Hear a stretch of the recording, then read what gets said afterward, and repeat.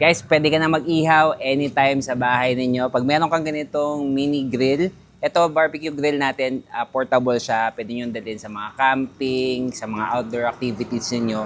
Especially sa bahay, pwede nyo gamitin. At kung kulang pa yan, dalawa yung natin, pwede natin gamitin grill dyan. So ito guys, pwede ka pa mag-grill dito ng isa. Pero isa lang naman yung kailangan natin. Pero guys, ito, okay na siya. Lagay natin ng mga liempo, inihaw na isda, barbecue, kahit ano guys na gusto nyong iihaw.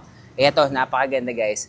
Malaki na siya, kung gusto nyo ng dalawa, pwede nyo buksan pareho. So guys, na open lang yan, nako-close. At pwede nyo dalhin kahit saan, portable. Napakaganda ng quality guys. I-assemble nyo lang, lagyan nyo lang ng paa, handle, pati yung chimney niya.